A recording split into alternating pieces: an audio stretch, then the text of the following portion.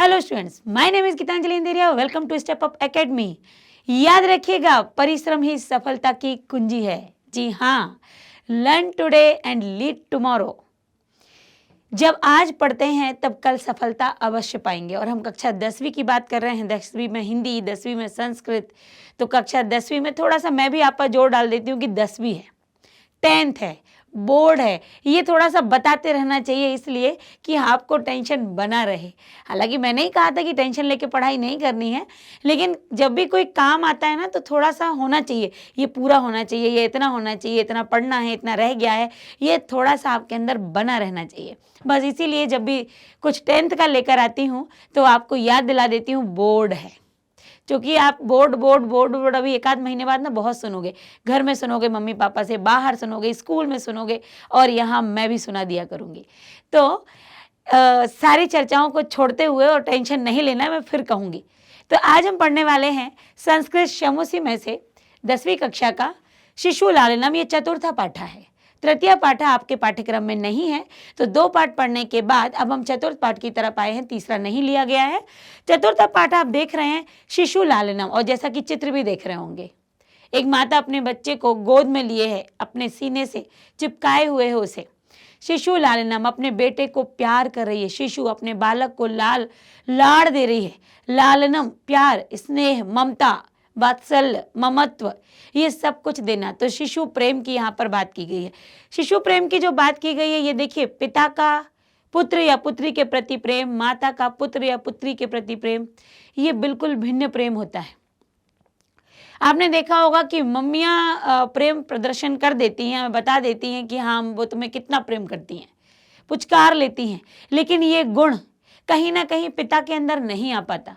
लाड़ वो उतना ही करते हैं, स्नेह वो आपसे उतना ही करते हैं, लेकिन पिता उन बातों को बताने में संकोच कर जाता है। थोड़ा सा उनमें जो आ जाता है, ये गुण आ जाता है कि वो थोड़े से स्ट्रिक्ट हैं। वो पिताजी हैं, वो पापा हैं, तो वो कहीं ना कहीं ये बोल नहीं पाते कि वो आपके लिए क्या करना चाहते हैं या आपसे क्या चाहते हैं, ये तो वो बोल देते हैं। पर वो कितना स्नेह रखते हैं अपने हृदय में आपके लिए, ये उतना अच्छे से नहीं बोल पाते जितने अच्छे से माँ बोल देती है। तो यहाँ पर पिता ने ही अपना स्नेह व्यक्त किया है। किस तरह से किया है, ये रामायण का एक दृश्य यहाँ पर लिया गया है। रामायण महाकाव्य जो वाल्मीकि के द्वारा रचित है। तो यहाँ आपको याद होगा कि रामायण में एक दृश्य आता है जब लव और कुश इतने बड़े हो जाते हैं विद्या प्राप्ति के बाद कि ये अयोध्या आते हैं संपूर्ण रामायण की कथा सुनाने के लिए रामचंद्र जी के दरबार में। ये दोनों ही आते हैं, और दोनों को वाल्मीकि ने ये सिखाई हुई है। दोनों को मुखाग्र की, पहले जो शिक्षा होती थी ना, वो होती थी श्रवण, मतलब सुनने वाली, कानों से सुनते थे। वहां कोई नोट्स नहीं बनते थे, कोई वो कॉपी नहीं रखते थे, कोई पेन नहीं रखते थे अपने साथ।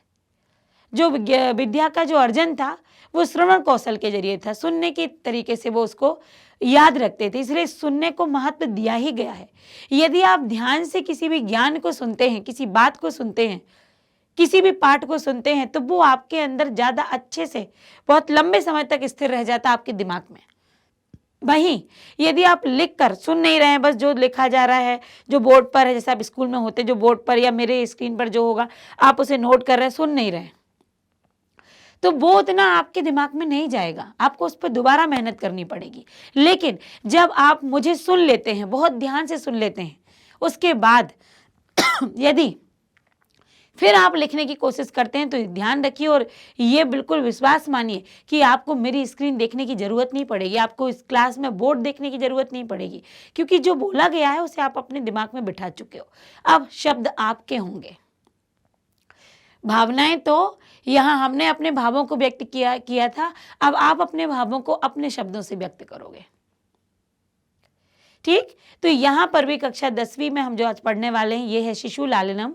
रामचंद्र जी अपने लव कुश के प्रति प्रेम प्रदर्शन कर रहे हैं। उस समय उन्हें मालूम नहीं है कि ये दोनों मेरे ही पुत्र हैं, लेकिन वो बालक दोनों इतने ही प्यारे हैं कि उन दोनों को देखकर उनका एक प्रकार से जो स्नेह है वो छलक पड़ता है।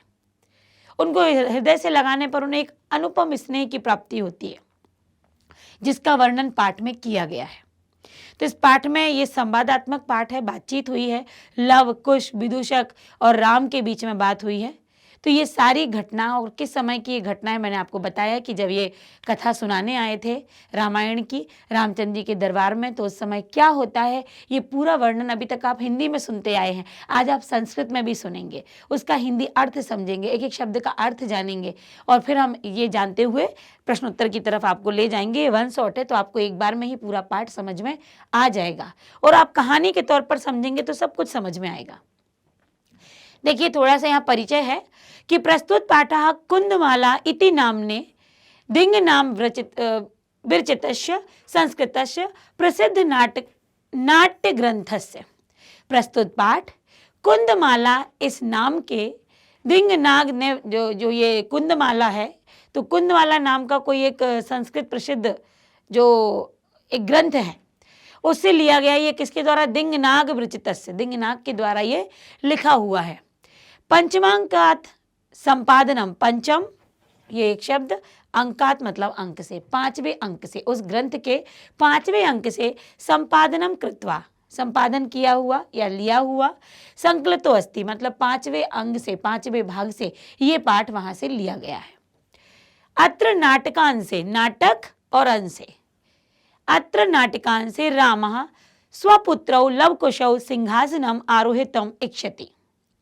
इस नाटक के अंश में राम ने अपने पुत्र लव और कुश को सिंहासन पर आरोहितम, सिंहासन पर मतलब उनके सिंहासन पर, उनके जिस पर वो बैठते हैं उस पर बिठाने के लिए क्या किया है? इच्छा की है कि तुम सिंहासन पर आओ बैठो। किंतु उभावपि, उभावपि यहाँ पर हम तोड़ते हैं ना तो उभव और अपि आता है, तो उभावपि यहाँ पर आपकी जो संधि आती है वो अयादि संधि का प्रयोग होता है, उभव और अपि। किंतु दोनों भी सविनय तम निवार्यता, लेकिन दोनों क्या करते? विनय पूर्वक उनको निवार्यता मतलब कहीं ना कहीं उसके मना करने की, उसका निवारण करने की कोशिश करते हैं, लेकिन वो शुरू में वो बोलते हैं कि आप बैठो, तो वो कोशिश भी करते कि वो बैठे। सिंहासन आरूढ़ः, यहाँ पर दो शब्द हैं सिंहासन और आरूढ़ः।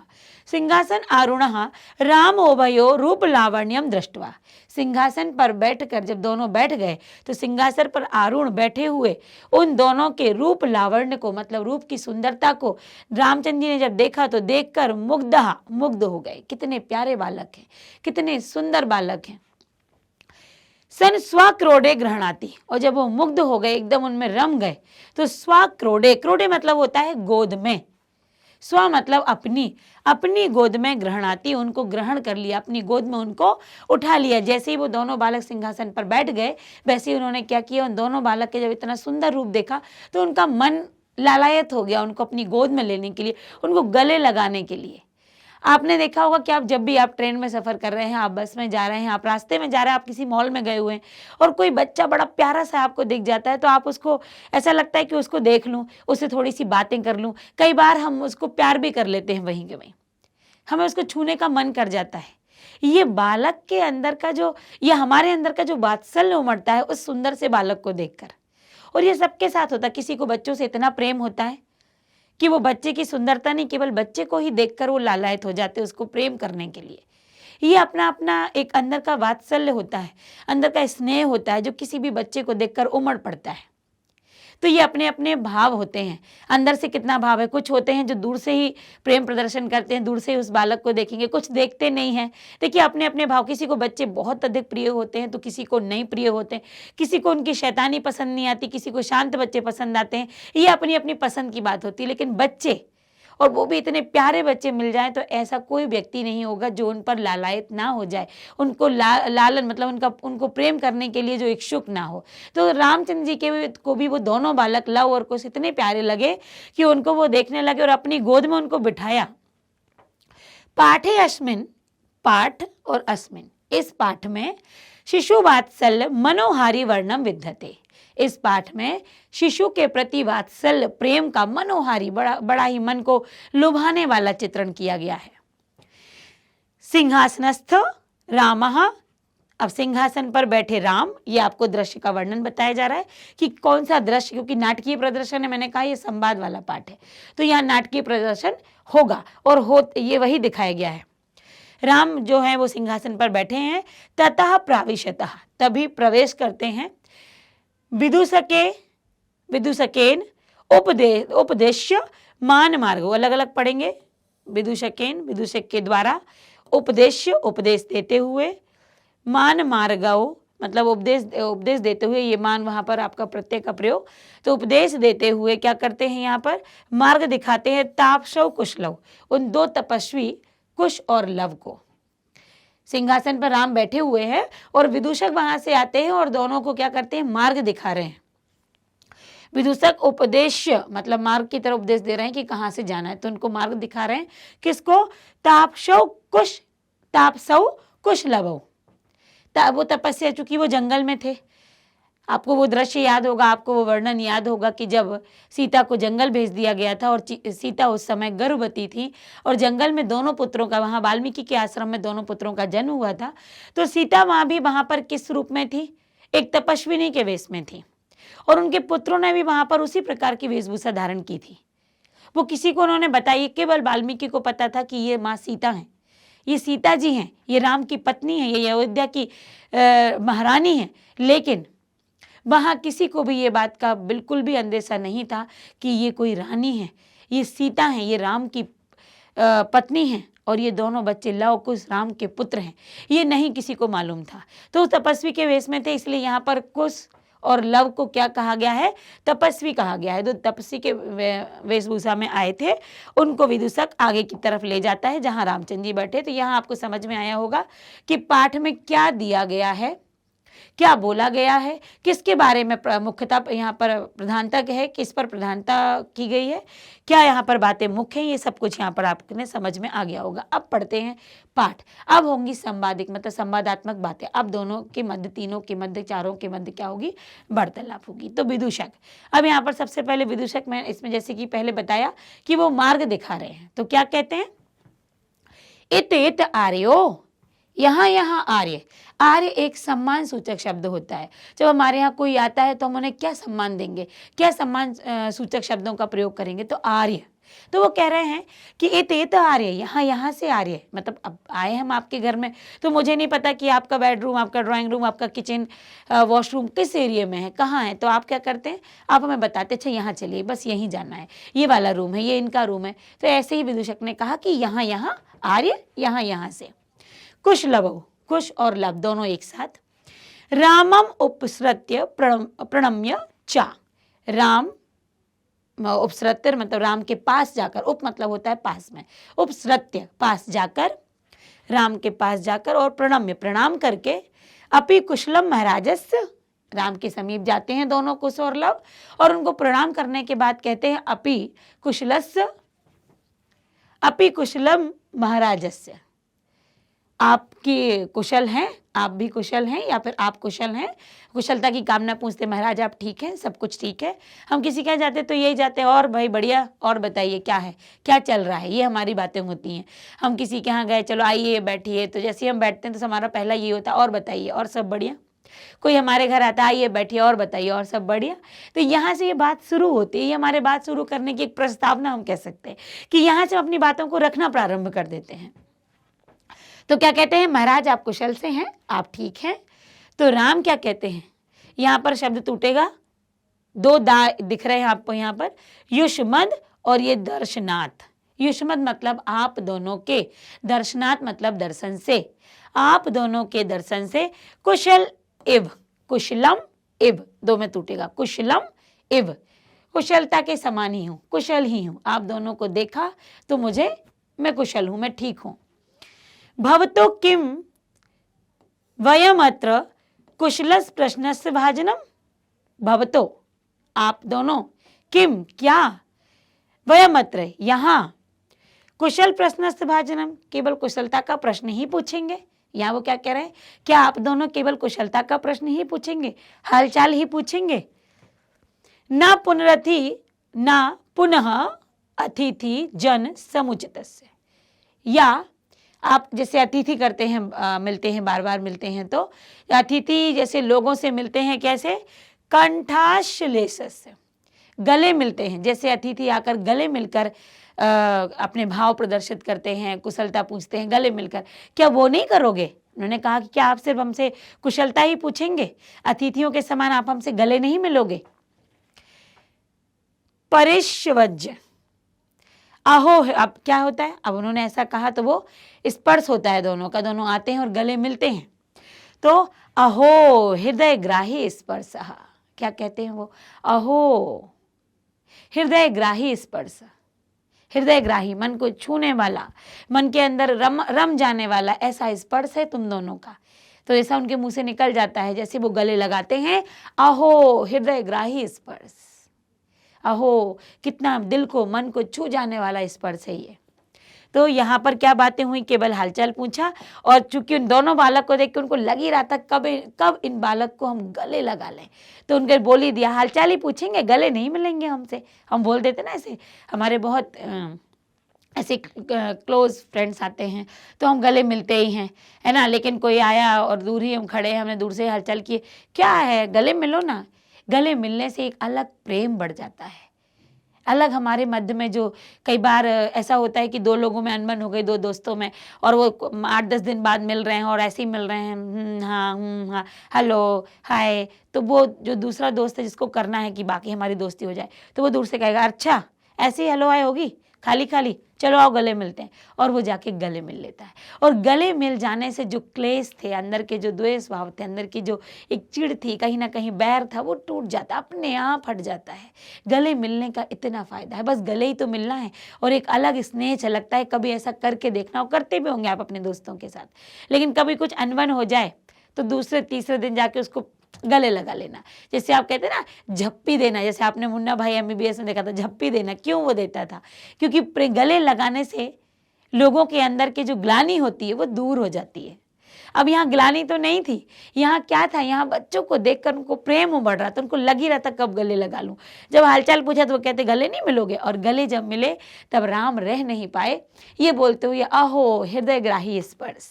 आगे उभौ, उभौ मतलब होता है दोनों, और यहाँ पर दोनों कौन एक साथ है, कुश और लव। तो उभौ दोनों कहते हैं राज आसनम, ये राज ये आसनम, राजा का आसन, राजा का सिंहासन, खलु एतत, ये आपका यण संधि में जाएगा, खलु एतत। यहाँ पर जब हम तोड़ेंगे तो आप देख लीजिएगा, ये आपने ये खल्व वेतत है, ये आपको संधि आई तो आपने तोड़ा, खलु और एतत। अब यहाँ पर खलु का जो ऊ है और ये है, तो ऊ जो ऊ है वो स्वर के साथ मिलके बनाता है वाह, और चूंकि ए है इसलिए मात्रा ये आ जाएगी, और ला है वो आधा हो जाएगा, तत् जो कहते हो आ जाएगा। अब आप देख सकते हैं खल वेतत और ये खल वेतत, मतलब हो जाता है खलु एतत। तो यहाँ पर क्या कह रहे हैं, राजा आसनम खलु एतत, निश्चित ही, खलु मतलब होता है निश्चित, ये एक अव्यय शब्द है, निश्चित यह, एतत मतलब यह, निश्चित यह किसका आसन है, राजा का आसन है, ये राजा का सिंहासन है। वो कहते हैं ना, वो बैठने के लिए कह रहे होंगे तो कहते हैं निश्चित ये राजा का सिंहासन है। ना युक्तम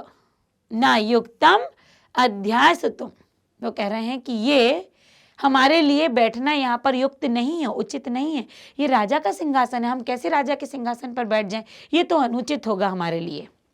तो राम क्या कह रहे हैं, सव्यवधानम, व्यवधानम मतलब होता है रुकावट, परेशानी, और सा मतलब सहित, तो परेशानी के साथ ना चारित्र लोप आए। अगर आपको ये परेशानी के साथ लग रहा है, आपको परेशानी लग रही है, तो इसमें आपका चरित्र का लोप नहीं है, मतलब कहीं भी आपका चरित्र इसमें बेकार नहीं माना जाएगा कि आप तपस्वी के वेश में हैं और आप राजा के सिंहासन पर आ गए।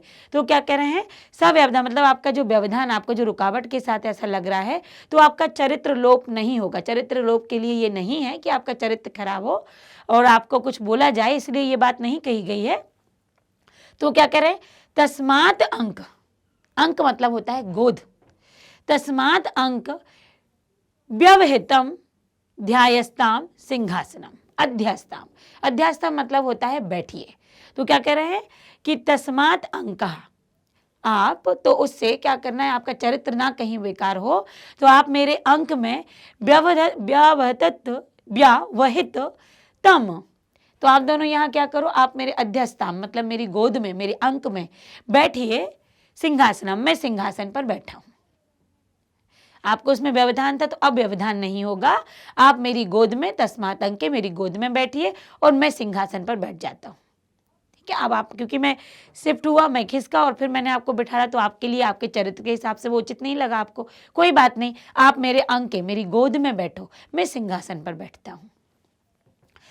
अंकम उपवेश्यति, अंकम और ये ऊ से जोड़ेंगे, उपवेश्यति, गोदी में दोनों बैठते हैं, राजा की गोदी में बैठे हैं दोनों, उभौ दोनों। अब देखिए, जब भी हम किसी श्रेष्ठ व्यक्ति के पास जाते हैं, वो अपने साथ हमें बिठाने लगता है, अपने साथ वो अपनी हमारी चेयर लगा देता है, तो हम एक बार मन तो करता है, ठीक है भैया, कोई व्यक्ति जो उच्च श्रेणी, उच्च पद का हो, श्रेणी मतलब यहाँ पद की बात की गई हो, बहुत सम्मान वाला पात्र हो, पद भले ही छोटा बड़ा हो लेकिन सम्मान वाला पात्र हो, जिसको हम सम्मान की नज़र से देखते हैं, और वो अपने चेयर के बाजू में हमारी चेयर लगा के, हमारी कुर्सी लगा के बोलता है प्लीज़ बैठिए ना, आइए ना आप बैठिए, तो अंदर से हमारा बड़ा मन करेगा, हाँ जी हम इनके साथ बैठेंगे, हम अपनी सर के साथ बैठेंगे, हम अपने मैम के साथ बैठेंगे। लेकिन हम एक बार फॉर्मेलिटी के लिए क्या बोल देते हैं, नहीं नहीं सर बस रहने दीजिए ना, आप बैठिए, मैं यहाँ चेयर ले लेता हूँ, ये ले लेती हूँ। मन तो था बैठने का, पर एक बार हमने फॉर्मेलिटी अपनी निभाई, उसको अदा किया, फिर वो जिद करते हैं नहीं नहीं नहीं आप यहीं बैठे, तो फिर हम बैठ जाते हैं, क्योंकि हम अब क्यों मना करें। यही कुछ यहाँ पर लव कुश ने किया था।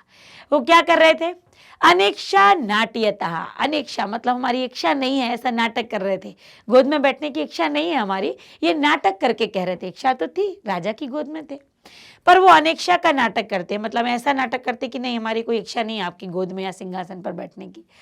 राजन, अब ऐसा कुछ नाटक करते हुए कहते हैं, राजन अलम इति दाक्षिणेन, अलम इति दाक्षिण्येन, वो कह रहे अलम बस करो, इति ऐसा, दाक्षिण मतलब ऐसा, ऐसी चालाकी, ऐसी कुशलता बस कीजिए, इतना होशियारीपन, इतना चालाकी, इतनी कुशलता, अलम बस करो, इतना मत दिखाओ कि हम गोद में बिठा लेंगे आपको और मैं सिंहासन पर बैठ जाऊँ, तो ऐसा उन्होंने बोला कि इतनी कुशलता मत दिखाइए। तो राम क्या कह रहे हैं, राम कह रहे हैं अच्छा जब आप मेरी इस बात को तो आपने कह दिया कुशलता, तो अलम इति शालीनतया, तो आप भी इतनी शालीनता मत दिखाइए कि हम सिंहासन पर नहीं बैठेंगे। उन्होंने क्या कहा, महाराज इतनी चतुराई मत दिखाइए, इतनी कुशलता मत दिखाइए। तो महाराज कह रहा अच्छा आप भी इतनी शालीनता मत दिखाइए कि नहीं भैया हम सिंहासन पर नहीं बैठेंगे, ये तो राजा का सिंहासन है, इस पर तो राजा ही बैठेंगे। तो उन्होंने कहा बस अब मत इतनी शालीनता दिखाओ, अब मैं अगर चतुराई दिखा रहा हूँ तो आप शालीनता दिखाना बंद कर दीजिए। कितनी अच्छी दोनों, इनको तो नहीं पता कि पिता पुत्र की बातें हो रही हैं, हम तो जानते हैं पिता पुत्र की बातें हो रही हैं, तो इतनी बढ़िया दोनों के मध्य बातें होती हैं। फिर वहाँ पर रामचंद्र जी यहाँ पर एक बात और कहते कि मैं जानता हूँ इतनी शालीनता मत दिखाओ, भवती शिशुजनों वयो अनुरोधात, शिशुजनों मतलब शिशुओं को, अब यहाँ पर अन्वय आएगा थोड़ा सा कि गुणम हतामपि, जो गुणवान होते हैं, जो श्रेष्ठ व्यक्ति होते हैं, वयो अनुरोधात, जो श्रेष्ठ व्यक्ति, वयो वृद्ध, जो श्रेष्ठ है, गुण वाला है, वो कहीं ना कहीं अपने एज का भी अच्छा होगा। अनुभव क्या है ना, व्यक्ति में श्रेष्ठता लाता है, गुण लाता है। अनुभव व्यक्ति को एक उच्च पद प्रदान करता है। अनुभव यदि आपके अंदर है तो कई बार उम्र भी नहीं देखी जाती, कई बार व्यक्ति कम उम्र में बहुत अनुभवी हो जाता है। अनुभवी मतलब बहुत सारे गुण उसके अंदर भी आ जाते हैं। तो गुणवान व्यक्ति शिशुओं को प्रेम लालनाए प्रेम करता ही है। गुणवान व्यक्ति के लिए जो शिशु होते हैं वो प्रेम योग्य ही होते हैं। तो होते भवती मतलब होते हैं, अनुरोधात मतलब अनुरोध करना, तो जो गुणवान व्यक्ति होते हैं वो शिशुओं को प्रेम करने का अनुरोध करते ही हैं और प्रेम वो करते ही हैं शिशुओं को, ये उनका अधिकार है, या फिर यूँ कहें कि ये एक प्रकार से ये भाव ही आ जाता है। तो गुणवान व्यक्ति शिशुओं को प्रेम करते ही हैं। ब्रजति हिमकरो अपि बाल भावात, हिमकर यहाँ पर किसको कहा गया है, चंद्रमा को। हिमकरो अपि जिस प्रकार हिमकर भी बाल भावात, बाल भावात मतलब बच्चे के भाव से, बच्चे के रूप में, पशुपति मस्तके, पशुपति के मस्तक पर, पशुपति कौन, पशुपति शिव जी, शिव जी के मस्तक पर कैसे, केतकश दत्वनम, जिस प्रकार केतकी के फूल शोभायमान होते हैं वैसे ही जो चंद्रमा है वो बच्चे के भाव लेकर शिव जी के मस्तिष्क पर विराजमान हो जाता है, और वो भी कैसा, वक्र टेढ़े में, सीधा नहीं होता, यूं टेढ़े में। तो सिर्फ जैसे जो गुणवान पुरुष होते हैं, गुणवान व्यक्ति होते हैं, वो शिशुओं के पालन के लिए, उनका लालन पालन करने के लिए मोहित होते ही हैं, उनको प्यार करते ही हैं। जिस प्रकार शिव जी के मस्तिष्क पर बच्चे स्वरूप चंद्रमा वक्र रूप में, टेढ़े रूप में विराजमान है, और वो कैसा प्रतीत हो रहा है, जैसे केतकी के फूल सुंदर प्रतीत होते हैं, वैसे वो भी उनके मस्तिष्क पर सुंदर लग रहा है।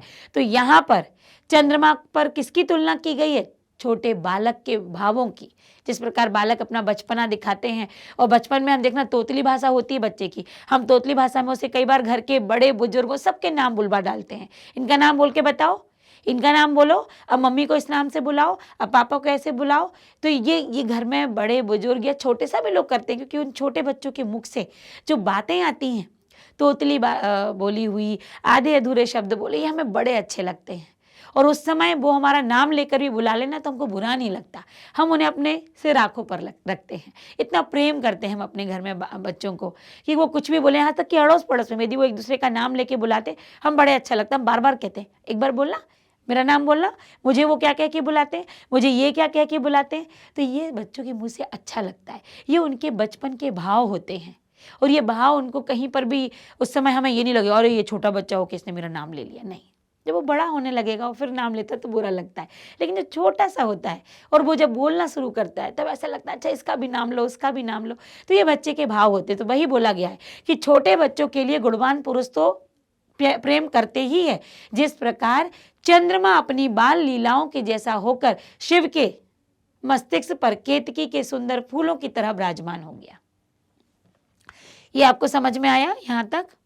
आगे देखिए, अब क्या कह रहे हैं, राम ने इतनी बातें कह दी, फिर राम ही कह रहे हैं, ऐसा भवतो सौंदर्य अवलोकनम, ऐसा भवतो, यह है आप दोनों का, सौंदर्य अवलोकन जनितेन, आपका ये सौंदर्य अवलोकन मतलब सुंदरता, उनके चेहरे की सुंदरता, आप दोनों की सुंदरता को देखकर कौतूहलेन, अंदर से जिज्ञासा हो रही है, कौतूहल हो रहा है, जिज्ञासा के द्वारा प्रक्षामी, पूछते हैं। मतलब वो कह रहे हैं कि आप दोनों की सुंदरता, सौंदर्य को देखकर मैं पूछना चाहता हूं, मैं पूछ रहा हूं, मेरे अंदर जिज्ञासा है। जो क्षत्रिय कुल पितामह, तुम्हारे क्षत्रिय कुल के जो पितामह मतलब तुम्हारे जो दादाजी रहे हैं वो किस वंश के रहे हैं? सूर्य या चंद्र? सूर्य चंद्रयो को वा भवतो वंशस्य करता। आप दोनों की सुंदरता को देखकर, इतना रूप सौंदर्य को देखकर मेरा मन अब लालायित हो रहा है, कौतूहल से पूर्ण हो चुका है कि मैं पूछ लूं कि तुम्हारे दादाजी किस वंश के रहे हैं? क्षत्रिय वंश के तो थे, तो क्षत्रिय वंश में किस वंश के? सूर्यवंश, वा मतलब होता अथवा चंद्रवंश, किस वंश के हैं? तो यहाँ पर देखिए, मतलब उनके आपके वंश के कर्ता धर्ता कौन है? सूर्यवंश है या चंद्रवंश है?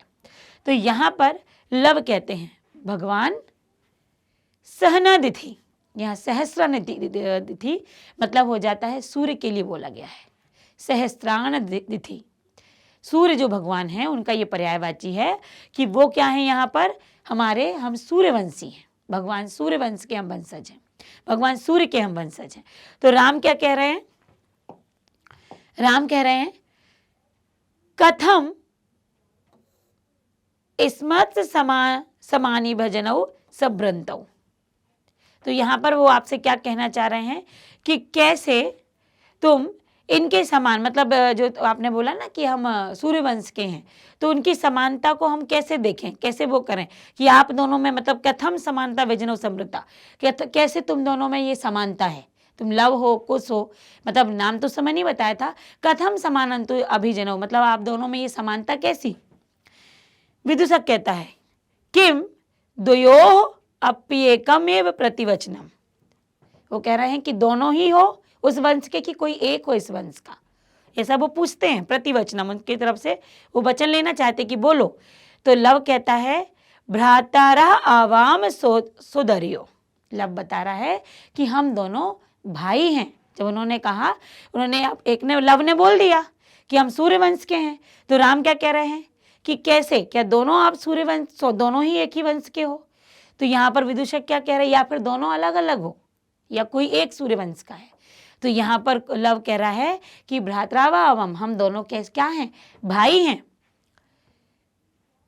तो राम कह रहे हैं समरूपः शरीर सन्निवेशः, समरूप, रूप आपका समान है। शरीर सन्निवेशम, जो आपका शरीर है, आपका जो आपका कद काठी जो है वो भी कैसी है, समान दिखाई दे रही है। वयस, अब यहाँ पर देखिए आधा सा है, तो वयसः तु न किंचित अंतरम, वयस मतलब होती है उम्र, अवस्था, तो आपकी जो उम्र है उसमें भी किंचित अंतर नहीं, मतलब बिल्कुल भी अंतर समझ में नहीं आ रहा, थोड़ा भी अंतर नहीं है। तो अब वो क्या कह रहे हैं, लव कह रहा है आवाम यमलऊ, हम दोनों कैसे हैं, यमलऊ जुड़वा है, ट्विंस है महाराज, तो कैसे हमारे में अंतर आएगा। देख कई बच्चों में ट्विंस में समझ में आता है और कई इतने शक्ल के हूबहू बिल्कुल होते हैं कि समझ में नहीं आता। तो वो कह रहे हैं आपके शरीर भी एक सा है, कद काठी आपकी एक सी है, आपका रूप रंग एक सा है और साथ ही उम्र में भी ज्यादा अंतर नहीं है। तो वो क्या कह रहे हैं, आवाम यमलऊ, हम दोनों जुड़वा हैं। तो राम क्या कह रहे हैं, संप्रति युज्यते, संप्रति मतलब अब ठीक है। अगर एक ही वंश के हो, में लग रहा था एक दो बच्चे हैं और कह रहे हैं हम सूर्य वंश के हैं, एक ही वंश के हो, आप भाई हो और आप जुड़वा हो, अब ठीक है। किम नाम ध्येयम, अब क्या नाम है आपका, नाम बताओ। तो लव क्या कह रहा है, आर्यस्य वंदनायाम लव इत्यात्ममानम श्रावयामी, आर्य होता है एक सम्मान सूचक शब्द, जब हम सम्मान के लिए लेते हैं, आर्य पहले भी हुआ, तो आर्य होता है सम्मान सूचक शब्द होता है, सम्मान के लिए ये लिया जाता है कि आर्य। ये सीता भी रामचंद्र जी को आर्य कहती थी, तो सम्मान सूचक शब्द हम बड़ों के लिए आर्य का प्रयोग कर लेते हैं। तो कहते हैं आर्य, आपकी वंदना में लव, इस नाम को मैं सुनाता हूँ। कितना अच्छा परिचय दिया गया। आज हम परिचय देते हैं, हमने किसी बच्चे से नाम पूछा तो बोलो, अब उसने मान लो उसका नाम लव ही है, तो उसने कहा लव, फिर सामने वाला कहेगा भाई सरनेम बोलो, सरनेम बोलो, फिर वो कहेगा भाई पिताजी का नाम बोलो, पिताजी। लेकिन पहले ऐसा नहीं होता था, पहले अगर परिचय पूछा तो पिता के नाम के साथ वो अपना नाम देते हुए वंश तक बता देता था, ऐसा परिचय दिया जाता था। इतना बढ़िया और इतने सरल सहज भाव से परिचय होता था कि परिचय का परिचय हो जाता था और सामने वाला आकर्षित हो जाता था। तो यही है कि वो कह रहे आर्य की वंदना में लव, इस नाम को मैं सुनाता हूं, उन्होंने बोल दिया। अब हमारे बाजू में जो होता है हम उसका भी परिचय खुद देना चाहते हैं कई बार कि मैं ये हूं और ये हमारे साथ ये है, तो वो भी वो कहता है, कुछ की तरफ इशारा कर ही रहता है। देखो जरा, कुशम निर्देश्य, कुछ की तरफ निर्देश कर, आर्योपी गुरु चरण वंदना, आर्य आपकी गुरु आपके चरणों में वंदना करता है, वंदना भी करता है। कौन, इतना बोल ही रहा था वो कि आपके चरणों में वंदन करता है, उसकी तरफ इशारा करके इतने में कुछ जो हैं वो बीच में ही बोल पड़ते हैं, अहमपि कुश, मैं कुश, इत्यात्माना श्राव्यामी, ये नाम आपको सुनाता हूं, मैं कुश हूं। कुश ने जल्दी बोल दिया, भाई नहीं बोल पाया, उसने कहा मैं अपना परिचय दूंगा। राम कहता अहो उदात्य रम्य, बड़ा उदार है और सुंदर है, समुदचार, और तुम्हारा जो आचार है वो भी कैसा है, तुम्हारा व्यवहार भी सम है, उचित है, बहुत अच्छा है। किम नाम ध्येयो भवतोह गुरु, अब देखिए आप पहले की परंपरा देख यहाँ समझ पा रहे हैं, माता पिता का नाम नहीं, आपके नाम के बाद सबसे पहले उन्होंने कहा गुरु का नाम बताओ। पहले तो अपने वंश बताइए, आप किस वंश से बिलोंग करते हैं, तो उन्होंने कहा हम सूर्य वंश के हैं। अच्छा, अपना नाम बताइए, और उन्होंने सूर्यवंश किसके लिए, आप किस वंश के नहीं, आपके पितामह किस वंश के थे, मतलब दादाजी का जो वंश चला रहा उसी वंश के तो हम हैं, तो पितामह किस वंश के थे। फिर नाम, और फिर माता पिता का नाम नहीं पूछा, पहले गुरु को महत्व दिया गया, आपके गुरु कौन है। तो वो क्या पूछते हैं, किम नाम ध्येयो भवतोह गुरु, क्या नाम है आप दोनों के गुरु का। तो लव कहता है ननु, निश्चित, खलु और ननु, नूनम, ये निश्चित अर्थ होता है इनका, निश्चित भगवान वाल्मीकि। देखिए इधर वाल्मीकि जी हैं, तो कहते हैं निश्चित ही भगवान वाल्मीकि। तो राम कहते हैं कैन संबंधन, किस संबंध से वो आपके गुरु हो गए, क्या ऐसा कारण रहा कि वो आपने उनको गुरु माना। तो लव कहता है उपनयनो, अब यहाँ पर देखिए गुण संधि है, उपनयन उपदेशन, उपनयन एक उपनयन एक संस्कार होता है। जब प्राचीन काल में जब गुरु के पास पढ़ने जाते थे बच्चे, तो गुरु के पास जाने पर उनका उपनयन संस्कार होता था। देखिए उनका मुंडन किया जाता था, उनका जनेऊ धारण किया जाता था। तो मुंडन जो संस्कार होता था तो वो गुरु के पास बैठकर होता था, उपनयन संस्कार कहते थे उसे। तो क्या कह रहे हैं कि उसको मुंडन संस्कार नाम भी दिया गया, तो उसमें उपनयन उपदेशन, मतलब गुरु के जब उपनयन संस्कार में जो उपदेश दिया गया उससे उपनयन संस्कार गुरु के पास से हुआ मेरा, इस कारण वो क्या हुए, मेरे गुरु हुए। राम कह रहे हैं अहमत्र भवतो जनकम, मैं यहाँ भवतो आप दोनों के जनकम मतलब पिता का नाम वेदितुम इच्छामि जानना चाहता हूँ। अब मैं आपके पिता का नाम जानना चाहता हूँ। यहाँ पर मैंने गुरु का नाम पूछ लिया, आपका नाम पूछ लिया, वंश पूछ लिया, अब मुझे अपने पिता का नाम बताओ। तो लव कह रहे हैं ना ही जानामि, ये भी अर्थ संधि है, जानामि यस्य, मैं नहीं जानता हूं, ना ही जानामि यस्य, मैं जिनका नाम उनका नाम मैं नहीं जानता हूं। अस्य होगा, जानामि अस्य, मैं उनका नाम नहीं जानता हूं। नामधेयम मतलब मैं उनका नामधेयम मतलब उनका जो नाम है उसे नहीं जानता हूं।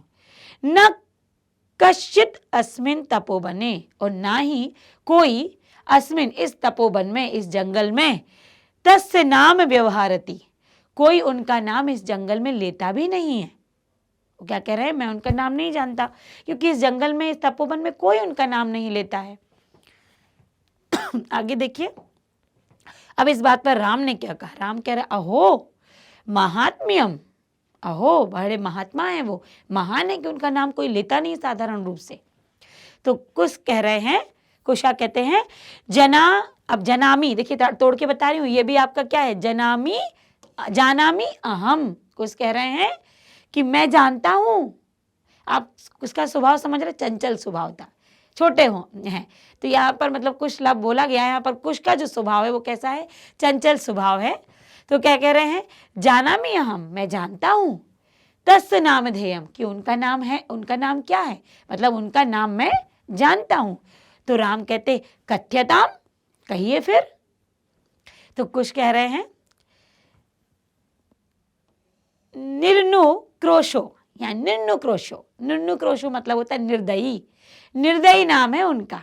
देखिए बच्चों का क्या होता है, आप अक्सर अपने घर में आपने बच्चों को देखा होगा, उनसे पूछा गया पापा का नाम बताओ तो बच्चे कहते थे पापा, मम्मी का नाम बताओ तो बच्चे कहते थे मम्मी, दादी का नाम यदि वो दादी कहते हैं, माँ कहते हैं, है ना, या जो भी उनको बुलाते हैं, कभी कई बार घर में आजी माँ ऐसे करके बुलाने लगते, तो वो वही बताएंगे। दादा से दादू कह रहे हैं, बाबा कह रहे हैं, उनका नाम बताइए तो वो बताएंगे, मतलब जो वो सुनते आ रहे हैं वो वही बता देते हैं, उनको नाम नहीं पता, है ना। अब क्या, एक बात अभी मैंने बताई थी, आप कहोगे मैम अभी तो आप कह रहे थे कि आपने तो नाम बताया था कि बचपन में, तो बहुत छोटे में जब बच्चा बोलना सीखता है तब उससे हम कुछ कुछ नाम बुलवाते हैं, उसको क्या पता कि ये ना, उसको नाम ना बड़े तक वो याद नहीं रहते, बचपन का तो वो सब भूल जाता है, वो बड़ा होने लगता है थोड़ा, और 4-5 साल का बोलो ना, 3-4 साल का नाम बताओ, मम्मी, पापा का नाम पापा, तो ये इससे पूछते ना स्कूल का नाम बताओ, तो वो अपना नाम बताओ, कहते किस स्कूल में पढ़ते, स्कूल का नाम बताओ, तो बच्चा अपना नाम बताने लगता है। ये बच्चों के स्वभाव होते हैं, फिर हम उनको समझाना पड़ता है। यहाँ पर कुछ क्या कह रहा है, मैं जानता हूँ नाम, लव ने तो कह दिया कोई उनका नाम लेते ही नहीं है, तो मैं तो नहीं जानता उनका नाम, लेकिन कुछ कह रहा नहीं मैं जानता हूँ उनका नाम। राम ने कहा बोलो, तो कहते उनका नाम है निर्दयी। अब किस तरीके से, तो राम कह रहे हैं वयस्य मतलब यहाँ मित्र के लिए, मित्र अपूर्वम खलु नामधेयम, खलु निश्चित, अपूर्व मतलब अनोखा, अनोखा नाम है ये तो, निश्चित ही ये बिल्कुल अपूर्व अनोखा नाम है, निर्दयी। तो विदूषक क्या कहते हैं, विचिंत है, विचिंत मतलब सोचकर, विचार करके। एवं तावत पृच्छामि, विचार करता है तब तक फिर पूछता भी है, वो पूछता है तब तक पूछता हूँ, मतलब मैं वो सोच के कहता है मैं पूछता हूँ। जो निर्नु क्रोश नाम बताया आपने, निर्नु क्रोश इति का एव भणति, वो कह रहे हैं कि यह नाम कौन बोलता है, इति नाम कहा भणति, तुम्हारा ये मतलब ये जो नाम है वो नाम कौन बोलता है, भणति मतलब बोलना, कौन कहता है, निर्दयी। तो कुश कहता है अम्बा, अम्बा मतलब माँ, माँ कहती है निर्दयी।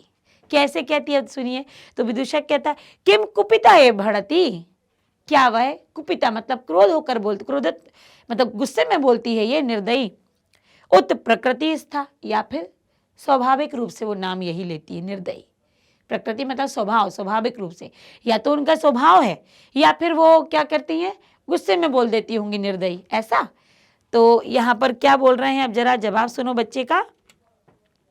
फिर विदूषक ने यही कहा कि वही बात की मतलब कैसे बोलते हैं, तो कुछ कह रहा है यदा मतलब यद, यदा, यदा अव अवयो बाल भाव जनितम। यदा मतलब जब, अवयो मतलब जब हम दोनों, यदा और या से बनता है तो यहाँ पर युवयो, जब हम दोनों, आवयो हाँ हम दोनों, बाल भाव, हम दोनों क्या करते हैं, बचपन के भाव से, बचपने में, भाव जनित मतलब बचपन के भाव से, किंचित अभिनय, कुछ अभिनय, कुछ ऐसा कर देते हैं जो सही नहीं है, उचित काम नहीं है, कुछ अभिनय दिखा देते हैं, विनय पूर्वक जब हम कुछ नहीं करते हैं, थोड़ी सी अभिनय जब हम दिखाते हैं, पश्यति मतलब दिखाते हैं, तब एवं अधिक्षेपति, तब वह हमको ये अधिक्षेपति ये शब्द बोलती है, क्या कि निर्नुक्रोशस्य पुत्रो, तब वो हम पर ये आक्षेप करती है कि निर्दयी के पुत्र,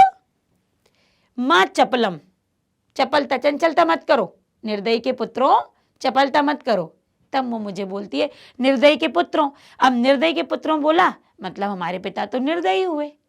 आप बच्चे का स्वभाव देखो, जो रामायण सीख कर आया है लेकिन मन में वही अभी जो मासूमियत है, जो बच्चे जैसी चंचलता है, जो कुछ भी सुनना और बोलना है वो अभी कुछ में है। तो कह रहे हैं कि मेरी माँ तो गुस्से में कहती हैं, जब भी मैं कोई बचपने में हरकत कर देता हूँ अविनय, और वो देखती हैं और बोल देती हैं, ऐसा आक्षेप लगाती हैं हम पर कि निर्दयी के पुत्रों माँ चपलम, चपलता मत करो, चंचलता मत करो, शैतानी मत करो।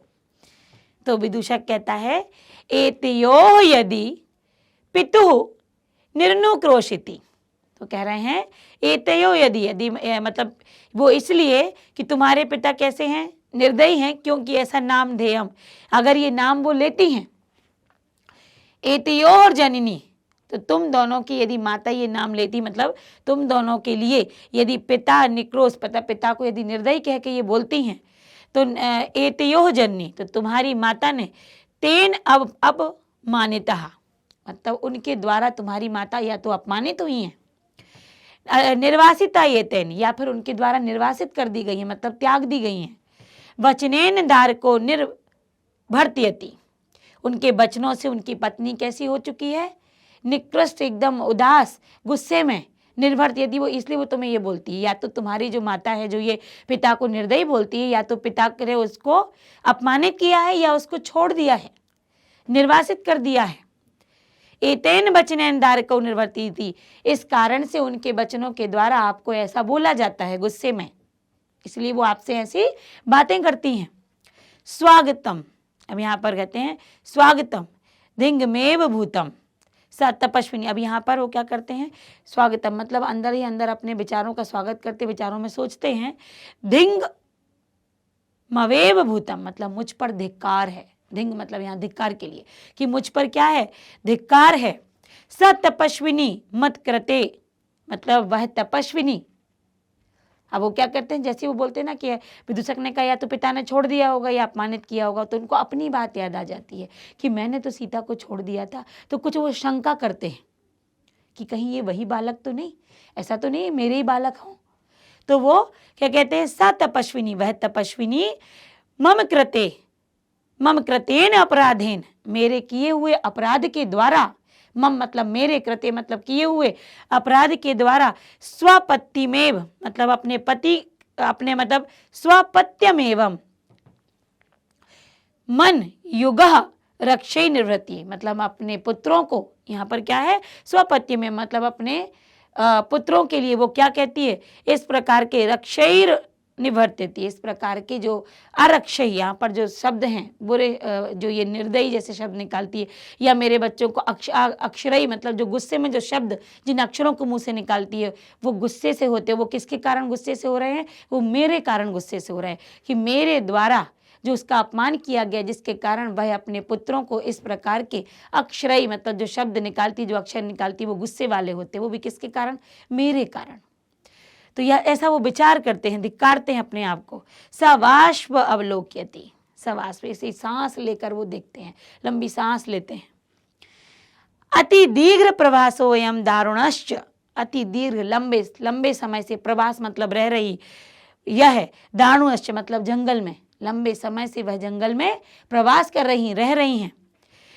विदुषम अवलोक्य, विदूषक की तरफ देखकर, जनानितिकम मतलब कुछ इशारा करते हैं, कौतूहलेन कौतूहलेन अविष्टो मतलब जिज्ञासा से, अब उनको क्या, मातरम मन्यो मतो वेदितुम इच्छामि, वो कह रहे हैं, इशारा करते कि अब मेरी मन की इच्छा है कि मैं इन दोनों बच्चों की माता का नाम जानूं, इनकी माता का नाम इनसे पूछो। मैं माता का नाम अब क्या, अब अविष्टो मतलब कौतूहल से, हम अपने मन में जो उठ रही जिज्ञासा के माध्यम से इन दोनों की माता का नाम मैं क्या करना चाहता हूँ, जानना चाहता हूँ। न युक्तम चा स्त्रीगत गतम अनुयुक्तम मतलब मेरे लिए स्त्री के बारे में कुछ पूछना उचित नहीं होगा। अगर हम स्त्री के बारे में इस तरीके से पूछते हैं कि अपनी माता का नाम बताओ, कहाँ से है, कैसी है, तो वो उचित नहीं होगा। किसी स्त्री के बारे में पूछना मेरे लिए उचित नहीं लग रहा है। विशेषतः तपोवने, और विशेषता कहाँ, जो तपोवन में रह रही हो, जो तपस्विनी के वेश में रह रही हो, जिसके बच्चे तपस्वी के वेश में आए हैं, वो तपस्विनी वहां पर होगी, उसके बारे में, एक तो स्त्री के बारे में पूछना पूरी बात कि कहाँ से कैसे, वो भी गलत होती है, उचित नहीं है, राजा कह रहा है कि मेरे लिए। और दूसरा, जब वो तपस्विनी के वेश में हो, किसी तपस्विनी के बारे में पूछना वो तो और भी अनुचित है, तो मैं कैसे पूछूं। पर मैं जानना चाहता हूं। क्यों जानना चाहते थे? क्योंकि उनके मन में ये बात आ गई थी कि मैंने भी तो पत्नी का अपमान किया था, कहीं ये सीता के पुत्र तो नहीं। उनके मन में ये विचार आ जाता है, बताया नहीं गया लेकिन विचार वही थे। तो तभी तो वो कह रहा है मुझे इनकी माता का नाम जानना है। तो क्या कहते हैं, तत्र को अत्र अभ्युपाया मतलब तब यहां पर कोई उपाय के द्वारा, तुम क्या कोई उपाय है, ऐसा वो पूछते हैं कि यहां पर तब कोई उपाय है कि हम उनकी माता का नाम पूछ पाए। तो अब देखो जरा, विदूषक है भैया, वो बात तो मानेगा राजा की। तो विदूषक जानन्ति कम अहम पुनः प्रक्षामी, अब वो कहता है कि इशारे से कहता है मैं फिर से पूछता हूँ, कहता है मैं फिर से पूछता हूँ। प्रकाशम, अब प्रकाशम मतलब बड़ी तेज, प्रकाश मतलब सबके सामने, अब वो पूछता है एकदम थोड़े जोर से। किम नाम धेया युवयोः जननी, युवयो मतलब तुम दोनों की, युवी, देखिए जहाँ पर ये रा का रेफ लग जाती है ना, आपने मेरे पढ़ने पर गौर यदि किया हो तो जहाँ पर भी रा का रेफ लगती है वहाँ पर हम विसर्ग का उच्चारण करते हैं, जब हम शब्दों को तोड़ते हैं विसर्ग संधि के द्वारा ये है। तो युवयोः जन्य, वो कह रहा है क्या नाम है तुम्हारी माता का, तुम दोनों की माता का नाम क्या है। तो लव कहता है तस्याः द्वय नामनी, तस्याः उनके दो नाम है।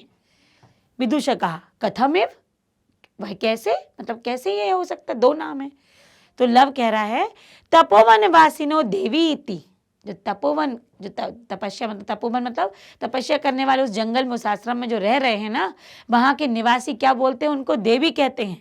देवी इति नामना आह्वायति, इस नाम से, इति नामना आह्वायन्ति, इस नाम से उन्हें पुकारते हैं, बुलाते हैं। भगवान वाल्मीकि बधुरिति, और भगवान वाल्मीकि उनको क्या कहते हैं, भगवान वाल्मीकि उनके लिए कहते हैं वधु, बहू से पुकारते हैं। राम अपि च इतः तावत वयस मुहूर्त मात्रम, तो यहां पर वो क्या कहते हैं कि अपि तावत वयस मतलब मित्र, ये तो केवल मतलब ये जो उनका नाम जो है, मतलब ये तो मुहूर्त, ये तो मुहूर्त समय के हिसाब से उनको नाम मिले हैं, मुहूर्त मात्रम, ये तब तक तो ये बोलते हैं कि मित्र, ये तो मुहूर्त के हिसाब से हैं। विदूषक उपसृत आज्ञापतु मतलब वो क्या कहते हैं, ताबत मतलब तब तक वो वहां पर बुलाते हैं, मुहूर्त मात्र मतलब वो समय के हिसाब से कहते हैं कि समय के हिसाब से नाम है, यहाँ पर आओ, पास में बुलाते हैं। तो विदूषक उपसृत पास में बैठकर आज्ञा पयतु भगवान, आज्ञा दीजिए भगवान, आप राम के लिए कहते हैं आज्ञा दीजिए आप। तो राम कह रहे हैं अपि कुमारयोः अन्योः अस्माकं च सर्वदा समरूपम, ठीक है। वो क्या कहते हैं कि मुहूर्त मात्र में, ये जो जितना भी ये अब तक हुआ है ये मुहूर्त मात्र मतलब ये समय मात्र के अनुसार ये बातें हुई हैं। अब एक काम करो कि क्या करो, इन दोनों कुमारों को हमारे जो कुटुंब है, कुटुंब वृत्तांत समरूपा, ये पूरे तरीके से हमारे कुटुंब का वृत्तांत बताओ कि हमारे ये कुटुंब के समरूप हैं क्या, ये दोनों पुत्र हमारे कुटुंब जैसे लग रहा है। देखिए आजकल तो डीएनए हो जाता है, पता लग जाता है कि पुत्र का पता लग जाता है। चलिए अब वहां पर क्या था, तो इस तरीके से वहां थे ऐसे ज्योतिषी, ऐसे पंडित कि वो दोनों का उन्होंने वंश मिलाया, किसी नाम से या कैसे भी करके वो गुण मिलाएंगे या जो मिलाएंगे तो उनको क्या पता चल जाएगा, गोत्र वंश का पता चल जाएगा। तो क्या कह रहे हैं, यहाँ आओ और अब क्या करो, इन दोनों कुमारों की यदि समरूपता के साथ क्या हमारे कुटुंब का वृत्तांत है, कुटुंब की समानता मिल रही है क्या इनसे। नेपथ्य, नेपथ्य मतलब जो पर्दे के पीछे से बोलता है। इतना उन्होंने बोला ये विदूषक को, इतने में पर्दे के पीछे से एक आवाज आती है। क्या आवाज आती है? इयति बेला संजाता, इयति इतनी, बेला समय, संजाता हो गया, इतना समय हो गया, रामायणम गानस्य नियोगा किमर्थम न विधीयते, रामायण के गान का नियोग मतलब कार्य किस लिए अभी तक नहीं संपन्न हुआ? तुम रामायण सुनाने आए थे, इतना समय व्यतीत हो गया, अभी तक रामायण का गान तो नहीं सुनाई दे रहा। क्यों नहीं सुनाई दे रहा? किस लिए नहीं सुनाई दे रहा? तो अब यहां पर देखिए, उभव दोनों कहते हैं राजन, उपाध्याय दूतो, उपाध्याय मतलब हमारे आचार्य के दूत, असमान त्वरत्यति, हमारे जो आचार्य के दूत है, हमारे गुरुजी के जो दूत है, मतलब जो संदेश वाहक हैं, वो हमें तुरंत क्या करने को कह रहे हैं? तुरंत हमें आज्ञा दे रहे हैं, है ना। तो वो राम कह रहे हैं मयापि सम्मानिया, मैं भी उनका सम्मान करता हूं। एव मुनि नियोगा, मुनि के कार्यों का, जो मुनि के द्वारा जो कार्य सौंपे गए हैं, मेरे लिए भी वो सम्मानजनक हैं। तथा ही, तो तब वो कहते हैं, मतलब बोलने के लिए वो क्या बोलते हैं राम? भवन्तौ गायन्तु कवि अपि पुराणौ व्रत निधिर, भवन्तौ आप दोनों, गायन्तु गाने के लिए आए हैं, आप दोनों गा रहे हैं, और कवि पुराणौ व्रत निधिर, और पुराणों में, पुराण लिखने वाले, पुराणों में श्रेष्ठ कवि कौन? वाल्मीकि। वाल्मीकि के द्वारा गिरा संदर्भो अयम, जो उनके द्वारा रचित संदर्भ है, ये रचना है। प्रथम अवतीर्णो वसुमतीम, जो इस पृथ्वी पर प्रथम बार अवतीर्ण हुई है, जो रचना प्रथम बार, पहला महाकाव्य जो है रामायण। कथा चेयम, यह कथा शिलाघ्या सरसी रूह नाभस नियतम, यह कैसी कविता है, कैसी ये कहानी, कथा कैसी होगी? जैसे शिलाख्या सरसी रूह, जैसे विष्णु की नाभि से क्या निकल रही है? शिलाख्या सरसी मतलब उनकी नाभि से जैसे कमल का फूल निकल रहा है, कमल का फूल जैसे सुंदर लग रहा है, शोभायमान हो रहा है विष्णु की नाभि से। नियतम, वैसे ही यह कथा भी पुनाति श्रोतारम, जब इसे श्रोता सुनेंगे, जो सुनने वाले होंगे, उनका मन भी कैसा होगा? पवित्र होगा, और रमयति चा, और आनंदित होंगे। आप जो कथा सुनाने वाले हैं, एक तो आप दोनों सुनाने आए हुए हैं, ये बहुत बड़ी बात। दूसरा, महाकवि वाल्मीकि, श्रेष्ठ महापुराणों में श्रेष्ठ महाकवि वाल्मीकि, जिनके द्वारा रचित यह संदर्भ जो पहली बार अवतरित हुआ है, ऐसा महाकाव्य, जो ऐसा प्रतीत हो रहा है जैसे विष्णु की नाभि से कमल का फूल निकला हो, वैसे ही ये प्रतीत होगा। और ये जैसे कमल का वो फूल देखकर हम आनंदित हो जाते हैं, वैसे इस कथा को सुनकर जितने लोग भी इसके सुनने वाले श्रोतागण होंगे, वो कैसे होंगे? आनंदित भी होंगे और पवित्र भी हो जाएंगे। ये बात करने के बाद फिर वो और कहते हैं आगे रामचंद्र जी, वयस मित्रों अपूर्वो अयम, यह अपूर्व है, अनोखा है। मानवा नाम सरस्वती अवतारा, ये मानवों के लिए, मनुष्यों के लिए सरस्वती का अवतार है। तदहम, तब मैं, सज्जन साधारणम, सुहृदय, सुहृदय जो सज्जन, साधारण सज्जन पुरुष हैं, उनके समान श्रोतुम इच्छामि, जो साधारण सज्जन पुरुष के समान मैं भी सुनने की इच्छा रखता हूँ। सुहृदम साधारण, तो मैं जो सुहृदय सज्जन, साधारण सज्जन आप हैं, उनको मैं सुनने की इच्छा करता हूँ। सन्निधियंताम सभासदम, वो सभी सभासदों से कहते हैं सन्निधियंता मतलब अपने आसन पर सानिध्य मतलब बैठ जाइए। प्रेष्यताम अस्मदिकम सौमित्रितम, सारे मित्रों से कहते हैं कि अपनी अपनी जगह को ग्रहण कर लीजिए। अहम अपि, ये अहम अपि एतयोः, मैं भी इन दोनों का जो आसनस परिखेदम मतलब जो सिंहासन पर जब वो बैठे थे, आरूढ़ हुए थे, तो उसमें जो उन्हें खेद हुआ था, जो तकलीफ हुई थी आसन पर बैठे रहने से, जो उन्हें परेशानियां हुई थी, विहरणम कृत्वा, उन परेशानियों का विहरण करके मतलब उन परेशानियों से उनको छुटकारा दिलाकर, थोड़ा उनको कुछ उनकी सेवा करके, अपनयामी, अभी आता हूँ। कह रहे हैं आप लोग बैठिए, सभासद मित्रगण सभी अपना अपना स्थान ले लीजिए, मैं अभी, ये दोनों जो हैं हमारे कथा सुनाने वाले तपस्वी, ये दोनों परेशान हो गए हैं, बड़ी देर से यहाँ बैठे हुए हैं, तो इनके कष्ट का निवारण करने के बाद, कुछ सेवा शुश्रूषा करने के बाद मैं अभी आता हूँ। इति निष्क्रांता सर्वे, और फिर इसके बाद सभी निकल जाते हैं। यहाँ सभी निकलने का मतलब क्या है? पर्दा गिरता है और सारा जो नाटक है, मतलब जो मंच पर थे वो सारे लोग निकल जाते, क्योंकि ये मंची रंगमंच ये था, ये मंच पर अभिनय वाला नाटक वो है, प्ले है, अभिनय है। तो अभिनय में क्या होता है, मंच पर करते हैं कि हमारा अंतिम जो सीन चलता है उसके बाद सभी वहाँ से मंच से बाहर निकल जाते हैं। तो उसी के लिए ये निष्क्रांत सर्वे, सभी निकल जाते हैं। तो यहाँ पर आपने देखा कि कितनी अच्छी अच्छी बातें हुई और राम को कहीं ना कहीं अंदेशा हो गया कि ये मेरे ही पुत्र हैं। बहुत सारे हमें नए शब्दों का, पर्यायवाची शब्दों का यहाँ पर जानने मिला। सूर्य का पर्यायवाची हमें जानने मिला, हमें वाल्मीकि के भी एक नाम या उनको किस तरीके से उनका विशेषण लगाया जाएगा वो हमें देखने को मिला। तो बहुत कुछ यहाँ पर हमें सुनने और सीखने को मिला। यहाँ पर तो सुनने वाले पवित्र हो ही रहे थे, हम पढ़कर और सुनकर भी कैसे हो गए, पवित्र हो गए। और अब चलते हैं इनके प्रश्नोत्तर की तरफ, अभ्यासों की तरफ। तो यहाँ पर देखते हैं कि पहला प्रश्न है एक पदन, एक पदन प्रश्न का है ये। और जब भी हम प्रश्नों को करते हैं तो हिंदी अनुवाद जरूर किया कीजिए। हिंदी अनुवाद करोगे तो आपको ये पता है कि इसका उत्तर क्या है, हम जल्दी से जल्दी उसको पहचान लेंगे और फिर हमारा आसान भी हो जाता है। हमें प्रैक्टिस करनी पड़ती है केवल लिखने की। संस्कृत एक ऐसा विषय है जिसको आप याद तो कर लोगे, लेकिन जब तक आप लिखने का अभ्यास नहीं करोगे तब तक गलतियां होती रहेंगी, आप अपनी गलतियां नहीं पकड़ पाएंगे।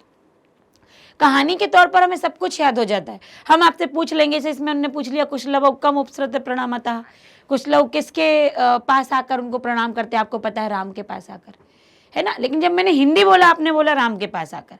वहीं संस्कृत यदि, क्योंकि पेपर तो संस्कृत में ही आना है और संस्कृत में ही आपको आंसर लिखने हैं, तो उसके लिए जब तक आप हिंदी में उसको समझने की कोशिश नहीं करेंगे तो उत्तर आपको पता होने के बाद भी आप नहीं लिख पाएंगे। तो इसलिए पहले हिंदी, तो हम यही करते हैं कि पहले हिंदी फिर उसका उत्तर। तो आपको देखो पता ही, पहला तो हो ही गया अपना कि कुशलवौ कम उपसृत्य, उपसृत्य मतलब पास में आकर, प्रणामतः प्रणाम करते हैं। तो किसके, क्या किसको पास में आकर प्रणाम करते हैं वो, तो किसको कर रहे थे, राम को। तो रामम, राम को। यहाँ पर जो विभक्ति का प्रयोग होगा प्रश्नवाचक शब्द में वही उत्तर में भी जाएगी। तो यहाँ द्वितीय का प्रयोग हुआ है तो द्वितीय ही जाएगी राम की। तपोवनवासिनः कुशस्य मातरम के नामना आह्वयन्ति, जो तपोवन के निवासी हैं वो कुश की माता को किस नाम से बुलाते हैं, किस नाम से बुलाते हैं वो। तो वहां तो देखो दो ही नाम चलते थे, एक तो बधु कहते थे वाल्मीकि और देवी कहते थे तपोवनवासी, तो देवी।